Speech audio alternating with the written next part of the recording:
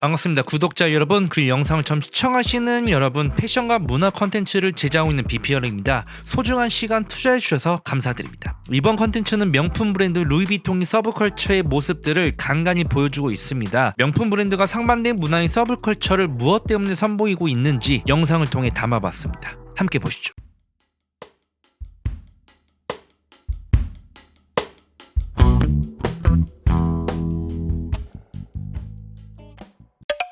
여러분들이 생각하시는 명품 브랜드는 어떤 느낌인가요? 내가 범잡을 수 없는 브랜드? 혹은 사치를 부리는 브랜드? 아니면 구매하기 어려운 브랜드? 명품 브랜드를 대하는 태도들은 상당히 다양할 것으로 예상됩니다. 저 또한 명품 브랜드를 그렇게 선호하는 편은 아니지만 특별한 행보들은 눈여겨보고 있고 박수 칠만한 프로젝트들이 많았죠. 루이비통 프랑스의 귀족들 혹은 부자들의 여행 가방을 만들거나 짐을 안전하게 감싸주는 일을 했습니다. 특히 프랑스 황제 나폴레옹의 조카 나폴레옹 3세의 아내에게 개인적으로 가방을 제작하기도 했죠. 루이비통은 많은 기회를 얻어 1854년 드디어 브랜드로서 모습을 갖추기 시작했고 1858년 트리아논 캠퍼스로 밀폐된 트렁크 가방을 제작합니다. 예상외로 가벼운 무게감으로 시선을 사로잡았죠. 루이비통은 원활한 운송을 위한 가방 그리고 여행용 가방 등 다양한 트렁크 가방을 만들어 판매를 시작했고 그야말로 대박을 일으켰습니다. 프랑스는 당시 19세기 산업혁명과 철도 및 수로 교통의 발달로 휴양 문화로 발전됐고 여행 또한 활발해졌죠. 루이비통은 가방에 자물쇠를 달았습니다. 트렁크의 자물쇠는 당시 최초이며 특이하기도 했고 특별하기도 했습니다. 여행 가방들은 강도들에게 표적 대상이었고 루이비통은 안전한 여행을 위해 이러한 아이디어를 내놓았다고 합니다. 루이비통은 가면 갈수록 가방에 대한 디자인들이 날로 발전이 됐으며 한 땀 한 땀 장인의 정신이 깃들여진 가방들을 내놓기 시작했습니다. 바로 1925년 트렁크 가방이 아닌 개인적인 용도, 즉 패션에 활용할 수 있는 돈 모양의 LV 모노그램 핸드백을 제작해 판매하기 시작했습니다. 대중들에게 확실히 어필할 수 있는 기회였죠. 루이비통은 1982년 생을 마감했고 루이비통을 기리기 위해 LV 모노그램 디자인을 완성시켰다고 합니다. LV 모노그램은 부자들에게 큰 인기를 얻었고 더욱더 명성이 높아지면서 매출은 상승 곡선. LV 모노그램은 루이비통의 상징적인 디자인으로 각인시켰습니다. 루이비통은 현재 5대째 이어지고 있는 브랜드입니다. 어마어마한 역사를 가지고 있으며 그들의 전통적인 문화를 잘 보존시켜 컬렉션에 고스란히 선보이고 있습니다. 때론 위기도 찾아왔지만 잘 돌려보냈죠. 가방 하나로 큰 성공을 거둬 튼튼한 기둥을 세웠으며 많은 변화를 일으켰습니다. 루이비통은 더 많은 매장을 오픈했고 더 많은 컬렉션, 양보다 질로 승부했죠. 그리고 1987년 모에넨 샹동과 헤네시스가 함께 LVMH라는 명품 대기업을 설립해 합병을 추진했습니다. 패션 기업이 아닌 주류 회사와 손을 잡아 큰 이슈가 됐었고 루이비통은 프리미엄 주류 브랜드들과 너무 잘 어울려 그간 보여주지 못한 오묘한 매력을 느끼게 해줬습니다. 루이비통의 역사는 대략적으로 이렇습니다. 루이비통 가방 하나를 만드는데 1000번 이상의 테스트를 거친다고 합니다. 그 정도로 무야호! 그만큼 튼튼하다는 뜻이겠죠. 루이비통은 1997년 첫 크리에이티브 디렉터를 임명합니다. 바로 마크 제이콥스인데요. 당시 마크 제이콥스는 명품 브랜드 발렌시아가에서 루이비통으로 넘어와 남성 컬렉션의 디렉터로 임무를 실행했습니다. 2013년 약 16년간 루이비통을 위해 헌신을 다했으며 많은 업적과 루이비통은 마크 제이콥스가 만들었다고 해도 과언이 아닐 정도의 특별한 컬렉션을 선보였습니다. 한마디로 혁명을 일으켰죠. 마크 제이콥스는 2009년 카니에 웨스트와 함께 협업을 진행했습니다. 힙합 아티스트가 명품 브랜드와 협업이라니 극과 극이었죠. 당시 카니에 웨스트는 글로벌 스포츠 브랜드 나이키와 성공적인 협업을 진행하고 있었으며 루이비통과는 그 전부터 진행됐던 계획이라 무탈하게 진행됐습니다. 카니에 웨스트가 먼저 마크 제이콥스에게 일본 오타쿠 디자이너 무라카미에 대한 이야기를 듣고 싶어 전화를 했다고 합니다. 몇 시간 동안 아티스트 무라카미에 대한 이야기를 했다고 하며 자연스레 스니커즈 이야기로 넘어가 결실을 맺었다고 합니다. 마크 제이콥스는 카니에 웨스트의 칭찬을 아끼지 않았습니다. 그는 끊임없이 책을 읽고 끊임없이 예술과 패션을 공부하며 남다른 열정을 가지고 있고 창의적으로 작업에 전념한다고 이야기했습니다. 카니에 웨스트는 음악도 음악이지만 패션에 대한 엄청난 애정을 쏟아부었죠. 루이비통이 힙합 아티스트를 선택한 건 의외였습니다. 루이비통과 힙합의 공통 분모를 아무리 찾아도 찾아볼 수가 없었죠. 곰곰이 생각해보면 그들의 만남은 공식이 필요 없었던 것 같습니다. 당시 카니에 웨스트는 단지 힙합 아티스트이자 패셔니스타였고 마크 제이콥스는 패션계의 흐름을 바꾼 최고의 디자이너로 활동. LVMH에게 카니에 웨스트에 대해 설명하고 설득하자니 참으로 애매할 것 같은 느낌이 들었습니다. 물론 마크 제이콥스의 위치라면 쉽게 가능했을지도 모르죠. 루이비통은 첫 힙합 아티스트와 대면 새로운 장르를 의도치 않게 접했고 성공적인 협업 협업 컬렉션으로 새로운 팬덤을 유입시켰습니다. 한마디로 새로운 길의 첫 발자국을 남긴 것이죠. 그리고 LVMH 소속 브랜드 팬디에서 인턴으로 일하고 있는 버질라블로가 새로운 개척을 하게 됩니다.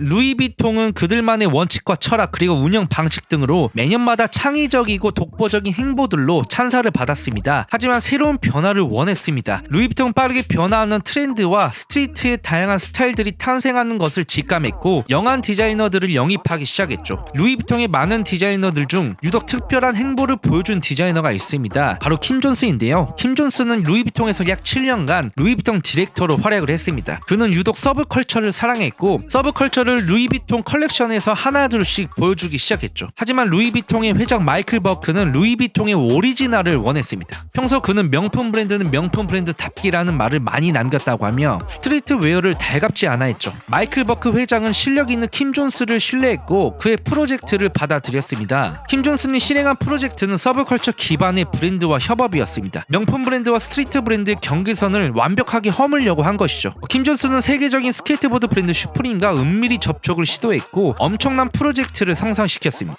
일반 탑 모델이 아닌 슈프림에 관련된 스케이터 보드들을 전부 출연시켜 엄청난 화제가 됐고 명품 브랜드에서 이례적인 협업과 컬렉션으로 손꼽혔죠. 개인적인 생각은 킴 존스의 과감한 선택과 새롭고 신선한 시도, 특히 루이비통의 아이덴티티를 리스크 없이 가져갔다는 것이 가장 높게 평가해야 할 것 같습니다. 브랜드 루이비통에 관심이 없었던 분들도 다시 한번 매력을 느꼈을 것이라 생각을 합니다. 킴 존스는 성공적인 협업을 진행하고 디올로 이적을 했습니다. 루이비통이 이렇게 해서 킴 존스의 빈자리를 누가 채우느냐에 머리를 맞대고 있었고 리스트 중 버질라블로가 선상에 올랐죠. 그리하여 루이비통 설립 이래 164년 역사상 최초의 흑인 디자이너를 영입했습니다. 버질라블로는 자신의 브랜드 오프화이트를 운영하면서 나이키와 좋은 협업으로 입지를 다지고 있었고 루이비통은 계속 주시하고 있었던 것이죠. 루이비통은 킴 존스에 이어서 다시 한번 스트리트웨어의 한 획을 긋고 있는 인물을 데리고 왔습니다. 마이클 버크 회장은 더 이상 스트리트 브랜드와 협업을 하지 않겠다고 선언을 했었는데 버질라블로의 영입은 조금 의외였죠. 루이비통은 다시 한번 스트리트 감성을 조금 가지고 왔습니다. 버질라블로는 전체적으로 루이비통의 액세서리나 그래픽을 통해 스트리트한 느낌을 물씬 풍기게 했고